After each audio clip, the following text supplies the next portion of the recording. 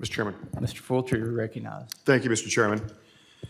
Ranking Member Grijalva, fellow committee members, thank you for holding this markup, and I'm very thankful that it includes this bill, Broadband for Americans Through Responsible Streamlining, or the BARS Act. This bill seeks to expedite broadband infrastructure deployment by streamlining, but not undercutting, the permitting process. My bill would remove the requirement to prepare an environmental or historic preservation review for the deployment of broadband projects on previously disturbed lands. It's important to say that's previously disturbed. We'll come back to that. Let me underscore that point. These lands have already been disturbed. They have already gone through environmental and historic preservation reviews. As John Stewart of MTE Communications of Midvale, Idaho noted during a hearing testimony on this legislation, the vast majority of broadband construction does not take place in pristine, untouched land. Road and other utilities have already been approved and permits granted. Mr. Stewart and his fellow rural broadband provider is not only the backbone of online access for rural constituents in our districts, but they also live and work in these communities. Me and my staff have spoken to several of these local providers over the years. Jerry Piper of Cambridge Telephone out of Cambridge, Idaho, recently told a staffer, after my bill on this issue passed as part of a very large block of bills in Energy and Commerce Committee, that broadband providers go to great lengths and take great care when laying fiber optic, often running it through existing pipe and not having to do any additional digging. He's offered to sit down and discuss this with anyone who has environmental or historic preservation concerns. These people care about what happens to their local environment and then local history. Those of us from the West know the importance of our local history. We come from a part of the country that was settled later and has people moving in and out of our communities. Preserving local history is crucial. It can be a source of local revenue for tourism. These broadband providers know that, and they take pride in it.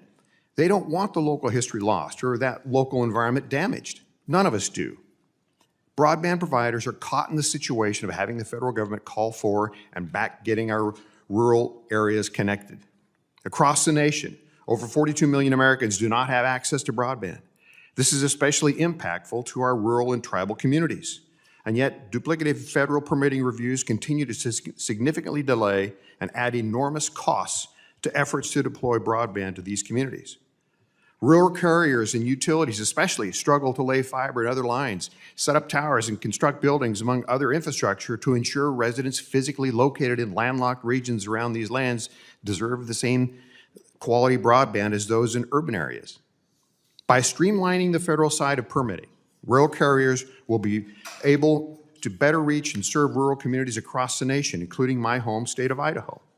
Failure to move forward with this reform could mean yet another NEPA process with extended timelines on projects that may have deadlines on the use of dollars. These projects end up not making it out of the planning stage. To that end, I would like to submit for the record a letter from WTA, the groups that represents rural broadband providers, in support of my legislation.